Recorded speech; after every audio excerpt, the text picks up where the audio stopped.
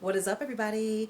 J Nell here with another From Me to You kind of an update video. I have a question to ask. Do the UFC rankings mean anything? Let's get into it. Now, last week they announced that the welterweight champion ruthless Robbie Lawler will be taking on Carlos Condit for the UFC welterweight title, UFC 193. So, real quick, I kind of didn't think that Robbie even needed to fight again this year because of the amazing battle we saw between him and Rory McDonald. I didn't think he needed to fight again. However, not really up in arms about that because Robbie's kind of a madman, and I wouldn't be surprised if he wanted to fight again. So, there's that. Neither here nor there. So, how did Carlos get this fight? Let's just talk about it for real, y'all. How did this happen? I believe he was ranked number 5. He's coming off of a year layoff due to an injury that he suffered in a loss to Tyron Woodley, someone ranked above him. Comes back, has one fight against Thiago Alves, wins, I believe it was the second or third round decisively. Beautiful fight. He's a beautiful fighter. But Thiago was ranked number 7, and now he's getting a title shot. And most folks like me are wondering why. And do the rankings mean anything? What I wanted to happen is happening. Big Rig is getting off the rig and he's fighting Tyron Woodley. Most of us thought that this fight would produce the next number 1 contender. There's also a fight going on between Matt Brown and Kelvin Gastelum. Now, in the top 5, a few of them have wins over Matt Brown already. But correct me if I'm wrong, none of the top 5 has fought Kelvin Gastelum.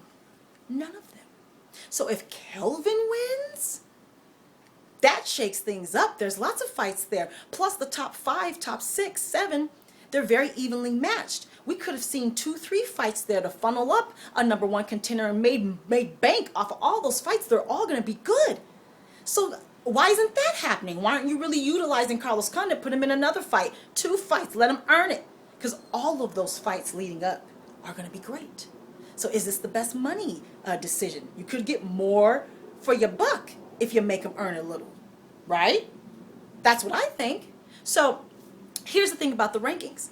I actually don't mind if they don't mean anything because there's other uses for them. You know, betting purposes, for casual fans that don't know as much, kind of gives them kind of like a guideline who to look for, who's more skilled, who's been in the game longer. So there's other reasons for the rankings other than picking a number 1 contender.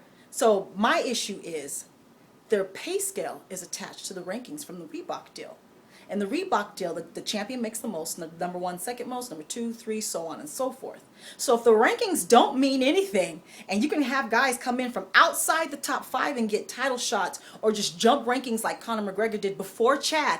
I believe he jumped from like number 6 to 4 or something like that to make it seem more legitimate that he's going to fight Jose. Again, this is before Chad. So when that happened, Conor jumped like 2, 3 spots really for no reason. Knocked the number 3 or 4 guy down a notch, and now he's making less money for seemingly no reason. So if the rankings aren't going to mean anything, you need to detach the pay scale. Because that's just not right. It's not right for this person to be making less than this person for no reason. No reason. Negotiate with the fighters individually and figure out a pay scale. Bring in the Reebok representatives and figure it out that way. You can't attach it to the rankings if the rankings don't mean anything. That seems logical to me. I don't know. You let me know what you think. If we should detach the rank. Oh, also, to my knowledge, the people who do the rankings are media. It's not like a panel of experts who take in all the information, watch film, know the stats, know the percentages, and then they come up with the best educated guess, because that's all you're going to really get, the best educated guess. To my knowledge, that's not who does these rankings. It's basically media. So, of course, you have the media, you have biasness in there, people that we like, and then there's money attached to that. That's not right. That doesn't seem right to me. So let me know what you think. Let me know what you think of Carlos getting this next title shot. Whether you like it, whether you love it, tell me why not. Give me any injury updates. I'm always wanting any injury updates. Talk to me about what you think about the rankings. Do you think they mean anything? Do you, like me, I'm starting to, they don't. I don't think they mean anything. So I think they should detach the pay scale. Let me know what you think about that. Any injury updates, any picks for next week's event? I'll probably do like a 16-second prediction video on Friday talking about the Charles Oliveira and my boy, whose name escapes me right now, Hawaiian, my boy who he's fighting. I can't have Max Holloway.